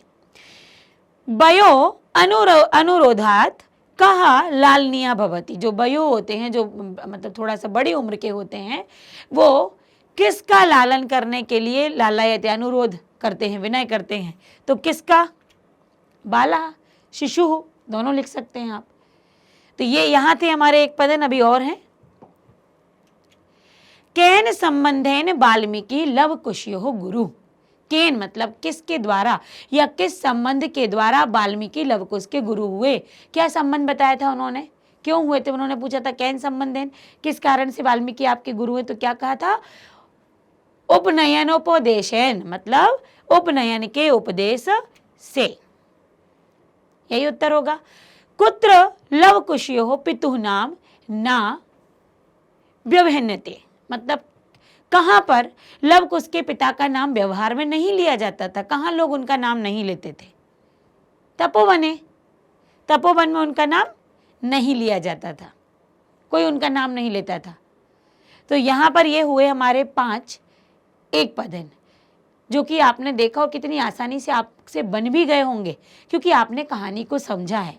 मैंने पहले ही कहा था कि जब हम यहाँ बिठा लेते हैं तो ये करना आसान हो जाता है और ये पहले कर लेते हैं तो यहाँ बिठाना मुश्किल हो जाता है। तो पहले इधर, फिर आपके नोट्स जो होंगे वो आप बनाएंगे। अब है एक वाक्य जहां हमको पूर्ण वाक्य में उत्तर देना होता है। रामाय कुशलवयोः कंठाश्लेषस्य स्पर्शः कीदृशः आसीत्, राम के लिए लव कुश को गले लगाने का कैसा स्पर्श रहा था। क्या कहा था उन्होंने, अहो हृदय ग्राही स्पर्शा। तो कैसा स्पर्श था, हृदय ग्राही, हृदय को ग्रहण करने वाला, लग जाने वाला। तो लव कुशलयोः कंठश्लेषस्य स्पर्शः हृदय ग्राही आसीत्। फिर है रामः लवकुशौ कुत्र उपवेश्यतुम कथयति, राम ने लवकुश को कुत्र मतलब कहाँ, कहाँ बैठने के लिए बोला था, कहाँ बैठने के लिए बोला था, गोद में बोला था ना कि आइए भाई हमारी गोद में बैठ जाइए। तो क्या कहते हैं, रामः लवकुशौ स्वांके उपवेश्यतुम कथयति, अपने अंक में, अपनी गोद में बिठाने के लिए उन्होंने कहा था। फिर है बाल भावात हिमकर कुत्र विराजते, बाल बचपने के कारण या बाल भाव से हिमकर चंद्रमा कहाँ विराजमान हो जाता है, कहाँ, पशुपते मस्तके है, या तो पशुपति मस्तके एक साथ ले लेंगे हम, है ना, तो पशुपति मस्तके मतलब पशुपति के मस्तिष्क पर, बाल भावात हिमकर पशुपति मस्तके मस्तिष्के विराजते, उनके मस्तिष्क पर क्या हो जाते हैं, विराजमान हो जाते हैं बचपन का भाव लेकर, कौन, हिमकर, और हिमकर किसका पर्यायवाची बोला गया है, तो ये चंद्रमा का पर्यायवाची है। आगे देखिए, लव कुशयो कुश लवयो, एक ही बात है, कुश लवयो वंशस्य कर्ता कहा, कौन थे उनके वंश के कर्ता, सूर्य वंश के थे वो ना, कर्ता सहस्र दिधिति, ये सूर्य वंश के कर्ता कौन थे, लव कुश के वंश के कर्ता कौन थे, सूर्य थे, तो सूर्य वंश के थे, जिनको सूर्य वंश को यहाँ पर सहस्र दिधिति ये कहा गया है। कुश लवयो मातरम वाल्मीकि ही कैन नामना आव्ययति, कुश लव की माता को देखिए, पहले तो था तपोवनवासी कैन नामना आव्ययति तो देवी, और यहाँ पर वाल्मीकि कैन नामना आव्ययति, तो वाल्मीकि क्या कहते थे, बधू कहते थे, तो क्या बोलते थे वो, कुश लवेहो मातरम वाल्मीकि बधू नामना आव्ययति, बधू नाम से बुलाते थे, बहू कहकर वो आवाज देते थे उनको। तो यहाँ हमारे 5 एक पदेन और 5 पूर्ण वाक्य। मुझे नहीं लगता कि आपको कोई भी परेशानी आई होगी, क्योंकि हमने बहुत अच्छे से पाठ को समझ लिया है, हर एक पंक्ति को 2-2 3-3 बार हमने उसको रिवाइज करते हुए आपको समझाया, तो ये आपका क्लियर हुआ होगा। अब इसके बाद आते हैं अभ्यास। अभ्यास कैसे, रेखांकितेषु पदेषु विभक्ति, ये जो प्रश्न दिया जाता है ना, इस प्रश्न का भी हिंदी करना होता है हमको। कौन बताएगा हमको पेपर में कि इसकी हिंदी क्या होगी, आप ही तो अपने आप को बताओगे इसकी हिंदी क्या होगी। तो रेखांकित मत हिंदी संस्कृत में जैसा कठिन लीजिए, रेखांकित क्या होता है, जो अंडरलाइन होती है। तो रेखांकितेषु पदेषु, रेखांकित अंडरलाइन वाले पदों में विभक्ति, विभक्ति और तत्कारणम, विभक्ति बताना और उसका कारण बताना है कि अगर यहाँ द्वितीय विभक्ति है तो क्या कारण है, मतलब कहीं ना कहीं उपपद से संबंधित हो जाती है, नियमों से संबंधित हो जाती है। तो विभक्ति और उसका कारण उदाहरण अनुसार निर्देशती, उदाहरण के अनुसार बताना। यहाँ उदाहरण एक दिया हुआ है, वैसा आप समझते जाइए और नीचे का करते जाइए। क्या उदाहरण है, यथा मतलब होता है जैसे, राजन अलम अधि दाक्षिणेन, राजा बस करो ये चालाकी, ऐसा बोला था ना। तो दाक्षिणेन जो है वो तृतीय विभक्ति है, तो कहाँ तृतीय आती है, तो अलम जहां पर होता है, अलम मतलब मना करना, बस पर्याप्त, उसके लिए अलम आता है। तो अलम जहां आता है वो हमेशा तृतीय विभक्ति का योग होता है अलम के साथ। फिर है रामः लव कुशौ आसन्नर्धम उपवेश्यति, उपवेश्यति मतलब पास में, तो उप मतलब पास होता है, उपवेश्यति पास में क्या करते हैं वो, उनको बिठाने की बात करते हैं वो। तो यहाँ पर क्या आया है, तो देखिए यहाँ पर आएगा आपका जो विभक्ति होगी, कौन सी विभक्ति का प्रयोग हुआ है, द्वितीय विभक्ति का। तो जहाँ उप की बात आती, पास की बात आती, वहां द्वितीय विभक्ति का प्रयोग होता है। ठीक, आगे अभी आएगा, यहाँ पर मैं आपको सारे उत्तर एक साथ दिखाऊंगी। धिंग माम एव भूतम, यहाँ पर धिक्कार है मुझको, एव भूतम मतलब मेरे इस कार्य को। तो माम जो दिया हुआ है ये भूतम के उसमें आया है, धिक के उसमें आया है माम, ये द्वितीय विभक्ति का प्रयोग है। धिक के कारण, जहां धिक्कार वाली बात आती है, धिक, वहां पर द्वितीय विभक्ति का प्रयोग होता है। अंक व्यवहितम अध्यसताम सिंहासनम, तो यहाँ पर आप कहाँ सिंहासन को, यहाँ पर द्वितीय यहाँ पर भी है, तो यहाँ पर सिंहासन को ये बैठिए, तो यहाँ बैठने के अर्थ के कारण क्या आया है, विभक्ति का प्रयोग। अलम अति विस्तरण, अलम अलम जहाँ आएगा वहाँ तृतीय का प्रयोग तो होगा। अलम विस्तरण, अलम कोलाहलन, अलम विवादेन, तो क्या हो गया, अलम अति विस्तरण, है ना, बस करो अपने विस्तार से, इतना विस्तार बस करो, पर्याप्त है। तो तृतीय अलम के कारण। रामम उपसृत्य, जहां उपसृत्य पास की बात आएगी वहां द्वितीय विभक्ति का प्रयोग होगा। अब वहां पे सारे उत्तर देख लीजिए। तृतीय का प्रयोग तो आपको उदाहरण में है, मैंने कहा कि उपवेश, जहां पर बैठने उपवेश शब्द आता है, पास की बात आती है, वहां पर द्वितीय का प्रयोग होता है। धिक के साथ भी द्वितीय का प्रयोग होता है। यहाँ पर ओस, यहाँ पर आस आएगा, आस के साथ क्या द्वितीय का प्रयोग होता है। फिर अलम अति विस्तरण, तो यहाँ पर तृतीय का, जब भी हम अलम की बात करते तृतीय विभक्ति आती है, वहां पर क्या आता है, अलम। तो ये अलम के कारण क्या किसका प्रयोग हुआ है, यहाँ पर तृतीय का प्रयोग हुआ है। फिर रामम उपसृत्य प्रणमः, चार द्वितीय विभक्ति, यहाँ पर उपसृत्य, उपसृत्य जहाँ पर होगा, यहाँ पर उपसृत्य, पास की बात जहाँ पर होगी उपसृत्य उपवेश, वहाँ हमेशा द्वितीय विभक्ति का प्रयोग होगा। तो यहाँ पर ये हमने देखे कि आपको ये आएंगे बिल्कुल कि बताइए कि कौन सी विभक्ति को कारण बताइए, मतलब इस तरीके से भी पूछ सकते हैं। और दूसरा आपसे कह सकते हैं कि यहाँ पर हमें उपपद विभक्ति समझाइए, है ना, उपपद विभक्ति बताइए। अब अगला है यथा निर्देशम उत्तरम, जो आप डू इज डायरेक्टेड करते हैं अपने अंग्रेजी में, यहाँ पर भी वही है कि जैसा निर्देश है वैसा उत्तर दीजिए, अपने मन से ना दीजिए भाई। कैसा निर्देश है, जानम में हम तस्य नाम धेयम, जानती हूँ या जानता हूँ, अहम मैं उनका नाम, ये हो गई पूरा इन्वर्टेड कॉमा में हो गई पंक्ति। इस पंक्ति से संबंधित प्रश्न बनेगा आपको आगे, अस्मिन वाक्य कर्त पदम किम, अस्मिन इस वाक्य में कर्त पदम, कर्ता पद क्या है। पूरे वाक्य में मैं जानता हूं, तो यहाँ कर्ता पद कौन होगा, मैं। अब भले ही वो वहां सर्वनाम है, लेकिन वो काम किसका कर रहा है, कर्ता का काम कर रहा है। तो यहाँ पर जो कर्ता शब्द है वो क्या है, अहम है। किम कुपिता एव भणति उत प्रकृति स्थिता, क्या वो गुस्से से या स्वभाव से ऐसा बोलती है। अब यहाँ पर क्या बोला गया है, अस्मात् वाक्यात, अस्मात् वाक्यात हर्षिता इति पदस्य विपरीतार्थक पदम चित्वा, मतलब इस वाक्य में हर्षिता जो पद है, मतलब जो प्रसन्नता वाला पद है, वो किसका विलोम है। अब देखिए यहाँ पर उन्होंने क्या बोला था, क्रोध में बोलती है या स्वभाव से बोलती है। हम दूसरा इसका विलोम कर सकते, वो खुशी के साथ बोलती, तो यहाँ पर जो हर्षिता का विलोम जाएगा वो विलोम क्या जाएगा आपका, कुपिता। हर्षिता का विलोम होगा कुपिता, क्रोध, यहाँ खुशी यहाँ क्रोध। विदूषका उपसृत्य, विदूषक पास में आकर आज्ञापयतु भवान, आज्ञा दो भवान, आप आज्ञा दीजिए। अत्र भवान इति पदम कस्मै प्रयुक्तम, यहाँ पर कस्मै का अर्थ जानना पड़ेगा आपको, किसके लिए। जो भवान शब्द आया है वो किसके लिए आया है, तो भवान शब्द यहाँ किसके लिए आया है, विदूषक ने किससे कहा होगा कि आप मुझे आज्ञा दीजिए, राम। तो यहाँ पर जो भवान का नाम वो आया है वो किसके लिए प्रयुक्त हुआ है, तो वो हुआ है रामाय। कसमय चतुर्थी थी इसलिए रामाय भी चतुर्थी ही आई है। राम अकेला आप लिखेंगे तो देखिए आप कक्षा 10वीं में दे रहे हैं उत्तर, आपको बोर्ड में देना पड़ेगा, तो वहाँ पर विभक्ति बहुत गौर करनी पड़ेगी। तो जिस तरीके से विभक्ति पूछी गई है वैसे ही विभक्ति में आपको उत्तर देना होगा। तो कसमय चतुर्थी इसलिए हम क्या लिखेंगे, रामाय।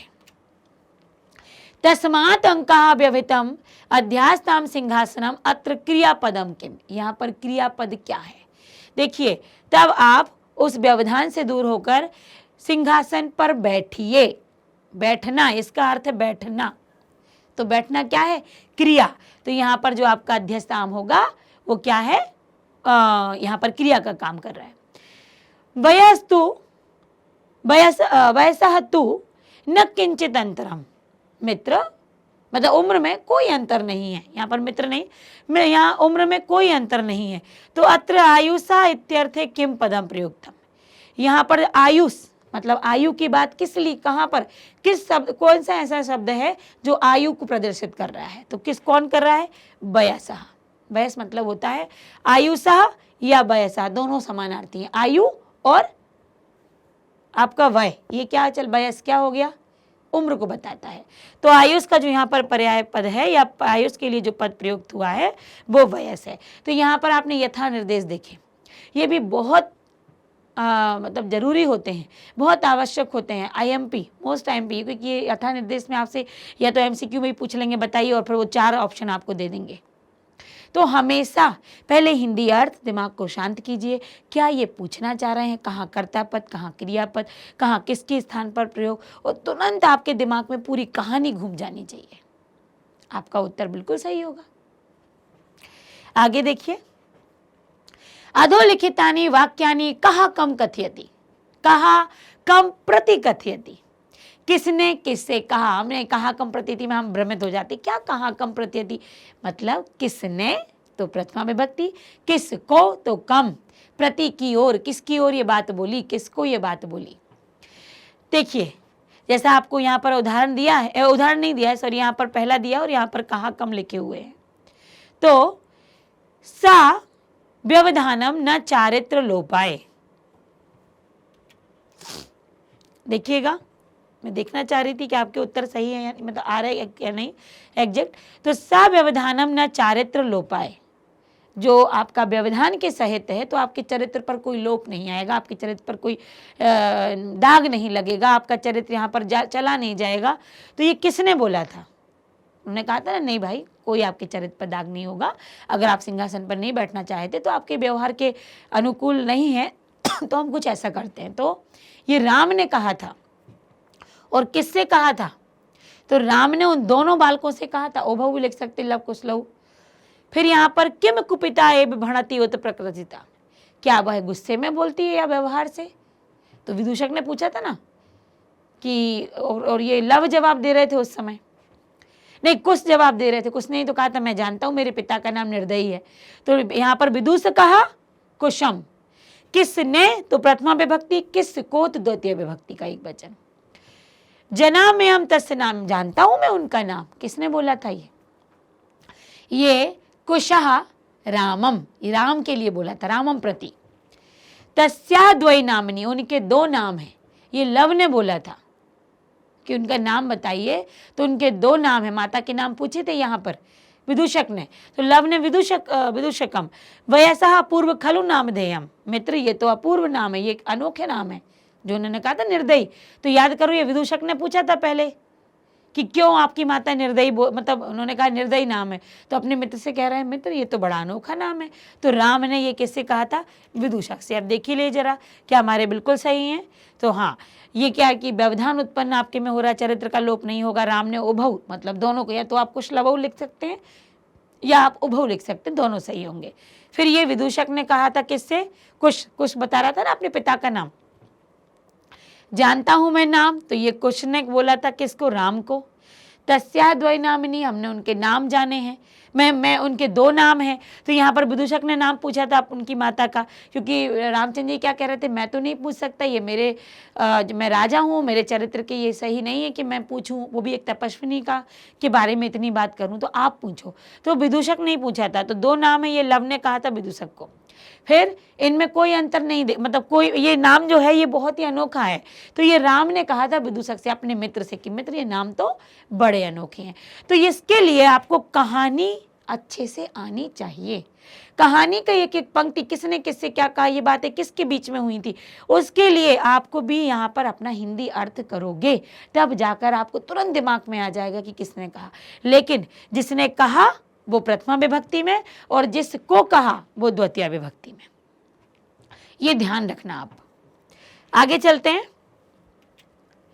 अब मंजूषातः पर्याय द्वयम चित्वा पदानाम समक्षम लिखत। पर्याय द्वयम, दो दो पर्यायवाची लिखने इस मंजूषा से चुनकर, जो कि आपके नीचे शब्द दिए गए हैं। तो यहां पर हिमकरा के जो होंगे पर्यायवाची, तो ये देखिए यहां पर एक,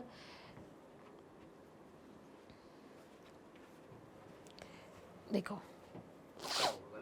अरे गलत हो गया, ये यहाँ आगे चलते हैं। तो ये देखिए मंजूषातः पर्याय द्वयम चित्वा पदानाम समक्षम लिखत। मंजूषा मतलब इस बॉक्स से, पर्याय द्वयम दो पर्यायवाची, चित्वा चुनकर, पदों के समक्ष मतलब सामने लिखना है। यहाँ पर पद दिए हुए हैं, इनके दो दो पर्यायवाची आपको इस बॉक्स में मिलेंगे। तो पर्याय द्वयम मतलब दो पर्यायवाची, देखिए ऊपर दिया हुआ है सारे। देखिए जब भी आपको ऐसी मंजूषा आती है ना, तो आपको क्या करना है, पहले उनके शब्दों को देख लेना है, एक बार उनकी हिंदी भी जान लेना है पहले ही, तो आपका नीचे भरना आसान हो जाएगा। ये तरीका है। अब आपने नीचे सीधा भरना शुरू कर दिया, उसकी मीनिंग आपको पूरा पता नहीं है, तो हम तुक्का लगाए जा रहे हैं या हम छोड़े जा रहे हैं। तो पहले सबसे पहले मंजूषा में आए हुए शब्दों की हम क्या करते हैं, हिंदी कर लेते हैं, उनका हिंदी अर्थ समझ लेते हैं। शिवः, शिव जी की बात हो रही है। शिष्टाचार, अच्छा आचरण। शशि, चंद्रमा। चंद्रशेखर, जिसके शिखर पर चंद्रमा विराजमान है, अर्थात शिव। सुतः, पुत्र। इदानीम, इस समय। अधुना, इस समय। पुत्र, पुत्र मतलब सुता, पुत्र वही। सूर्य, सूर्य। सदाचार, शिष्टाचार, सदाचार, अच्छा आचरण। निशाकर, जो रात में, तो निशाकर कौन है, चंद्रमा है, रात में अपना आकार देने वाला, रात में निकलने वाला, रात में दिखने वाला, निशाकर चंद्रमा। भानु, सूर्य। आप भी अब यहाँ समझ गए होंगे कि सबके दो दो हैं। देखिए जरा, शिष्टाचार, तो यहाँ पर आ गया सदाचार, शिष्टाचार, सदाचार। तो यहाँ पर शिष्टाचार लिया हमने, सदाचार लिया एक साथ। 1 मिनट, फिर क्या हुआ, ये दोनों एक हैं। शिवः चंद्रशेखर, शशि निशाकर, सुतः पुत्र, सूर्य भानु, इदानीम अधुना। मिल गए ना दो। अब वो किसके सामने आएंगे ये देखना है हमको। यहाँ की हिंदी अर्थ तो हम समझ लिए। हिमकर, हिमकर, जो हिमकर है वो बाल भावात, बच्चे के भाव से पशुपति मस्तके विराजता, ये पशुपति के मस्तक पर विराजमान हो जाता है। हिमकर चंद्रमा, यस। तो यहाँ चंद्रमा के देखिए कौन से 2 हैं, एक तो शशि है और दूसरा चंद्रमा किधर है, तो ये है निशाकर। ये हमारे पहले नंबर वाले हैं। अभी तो मैं यहाँ लिख रही हूँ, लेकिन ऐसा करना नहीं, हम इस पर ही देखेंगे डायरेक्ट। संप्रति, अब यहाँ पर देखिए संप्रति, संप्रति किसके लिए आता है, संप्रति उचितम, मतलब अब ठीक है। ये ऐसा बोला था रामचंद्र जी ने, संप्रति यद अधुना, ऐसा कुछ करके बोला था उन्होंने कि अब ठीक है। तो संप्रति मतलब अब, और अब के लिए क्या था, अधुना और इदानीम, दोनों ही संप्रति के ही पर्यायवाची हैं। अब हाँ, एक और बात, यहाँ पर भी तो हिंदी अर्थ जानना पड़ेगा। समुत आचारा मतलब अच्छा आचरण, अच्छा आचरण तो शिष्टाचार और सदाचार। पशुपति, पशुपति शिव जी के लिए, शिव जी यहाँ पर चंद्रशेखर और शिवः। तनयः, तनयः बोला जाता है पुत्र के लिए, तो सुतः और पुत्रः। सहस्रदिधिति, यहाँ सहस्रदिधिति जो आया था वो किसके लिए आया था, वो आया था भानु और सूर्य के लिए। ठीक, अब देखते हैं क्या इनके उत्तर हमारे उत्तर से मैच करते हैं। तो बिल्कुल, हिमकर शशि निशाकर, संप्रति इदानीम अधुना, समुदाचार सदाचार शिष्टाचार, पशुपति शिवः चंद्रशेखर, तनयः सुतः पुत्रः और सहस्रदिधिति सूर्य भानु। अब देखिए कई बार ऐसा हो जाता है और ऐसा होता ही है कि आपको मंजूषा देकर नहीं पूछेंगे। यहाँ तो आपके अभ्यास के लिए पूछ लिया, पर आपसे वो सीधा भी पूछ सकते कि बताइए हिमकर का पर्यायवाची यहाँ क्या है, और 4 ऑप्शन उन्होंने आपको दे दिए। तो मंजूषा के सहारे मत बैठना, आपको पता होना चाहिए। मंजूषा तो आपको अभ्यास के लिए दे दी, आपने अभ्यास कर लिया, अब आपको ये याद हो जाना चाहिए कि हिमकर चंद्रमा का पर्यायवाची है। शशि मयंकः, शशि ही मयंकः, निशाकरः, तो ये किसके हैं, ये आपके चंद्रमा के। तो ये हमें ये याद रखना है, मंजूषा के सहारे पेपर के लिए मत बैठे रहना। अगला देखिए, विशेषण और विशेष पदानि योजयत। विशेषण जो विशेषता बताते हैं, विशेष जिसकी विशेषता बताई जाती है। तो यहाँ पर देखिए जैसे शिलाख्या, शिलाख्या की विशेषता क्या है, कथा, जो कहानी थी वो शिलाख्या, वो कैसी थी, उसके कमल के उसके समान थी। तो यहाँ पर कथा की ये विशेषता थी। अब उदात्त रम्य, उदात्त रम्या की क्या विशेषता यहाँ पर होगी, तो देखिए उदात्त रम्या की हम बात करें, जब उदात्त और सुंदर, जब उन्होंने अपना परिचय दिया था, किसने, कुशलभ ने परिचय अपना दिया था, तो उन्होंने क्या कहा था, उदात्त और रम्य। तो वो और उदात्त और रम्य के साथ एक और लगाया था, उन्होंने क्या कहा था कि आर्य आपकी वंदना में मैं लव अपना नाम सुनाता हूँ। तो उन्होंने क्या कहा था, उदात्त समुदाचारा, उदार भाव है और साथ में ही कैसा है, बड़े शिष्टाचार के साथ आपने बोला, बड़े आदर के साथ आपने बोला, अच्छे आचरण से। तो ये दोनों आमने सामने ही और यही सही है। अब अति दीर्घ, लंबे समय से, तो लंबे समय से किसके बारे में बात की थी, प्रवासो, लंबे समय से रह रही जंगल के लिए। तो यहाँ प्रवासः, प्रवासा मतलब रहना, वास करना, वास करना। समरूप, समरूप मतलब समान, और समान कौन थे, तो यहाँ पर समान देखिए कुशलभ तो थे, लेकिन यहाँ पर समरूपता की बात एक में और की थी उन्होंने कि कुटुंब का जो वृतांत है, कुटुंब का जो पूरा वर्णन है, क्या वो इन दोनों बच्चों के समान ही है हमारा। तो समरूप कुटुंब वृतांत का विशेषण था। फिर हृदयग्राही, हृदयग्राही क्या था, स्पर्श, छूने का जो विशेषण था वो हृदयग्राही था, ये उसकी विशेषता थी। और छूना तो यहाँ पर क्या कहा गया है, विशेष है। कुमारयोः, 2 कुमार, वो 2 कुमार कौन, लव और कुश।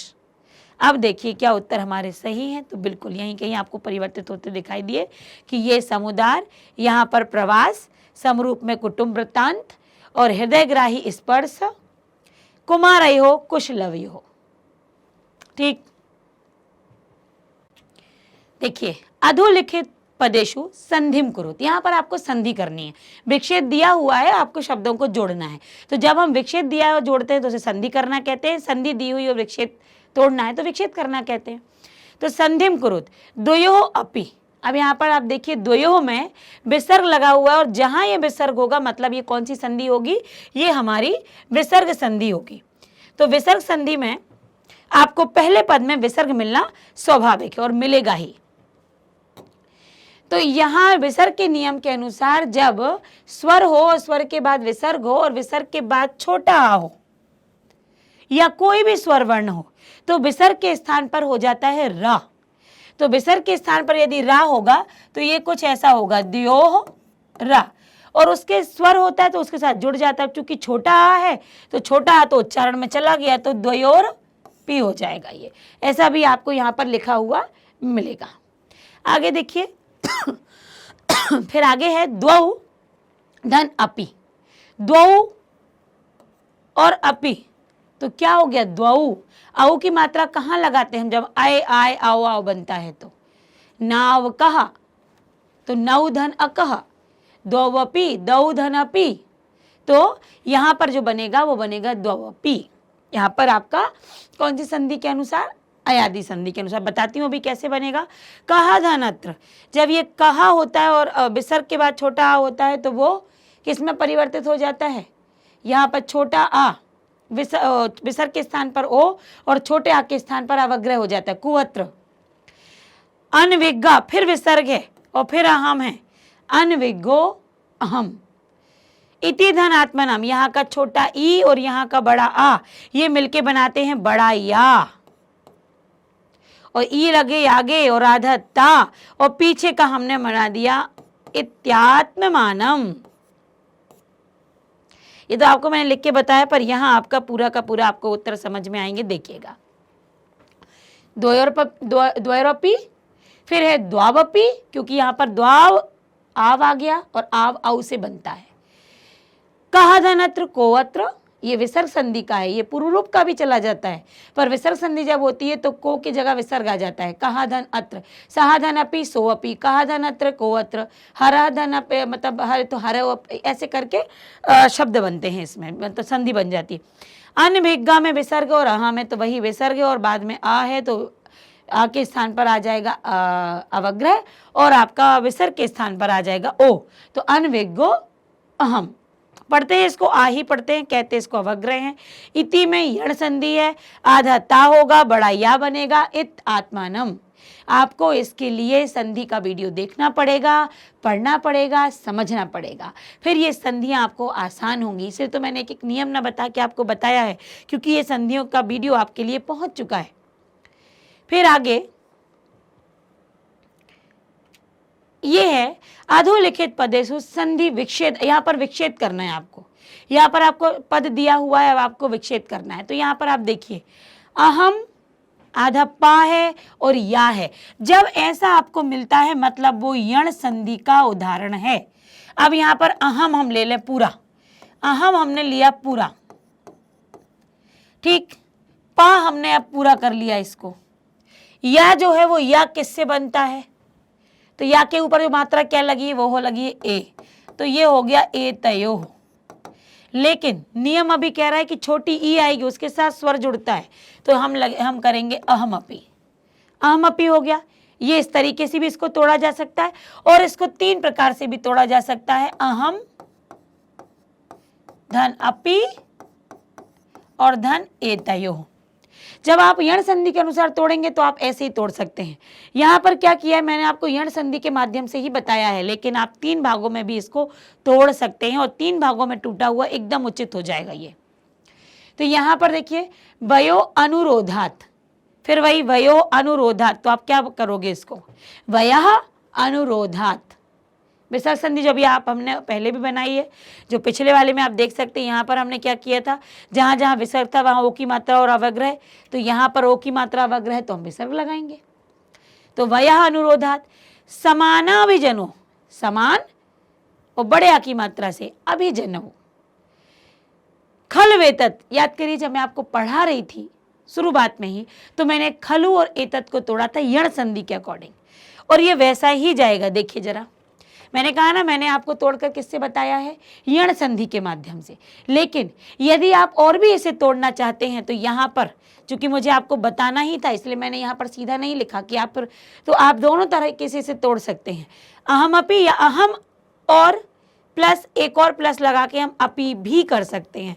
मतलब इसको इस तरीके से भी तोड़ा जा सकता है, और इसको यदि आप चाहें तो सीधा अहम अपी एतयो। अब अहम अपी आप तोड़ देंगे तो वो कहेंगे और तोड़ दो, तो आप उसको और भी आसान तरीके से 3 भागों में तोड़ सकते हैं। वया और अनुरोधाद, मैंने आपसे कहा कि ये विसर्ग संधि के अनुसार जाएगा। समान और अभिजनौ, ये बड़े आ की मात्रा से हमने तोड़ा इसलिए दीर्घ संधि के अंतर्गत गया।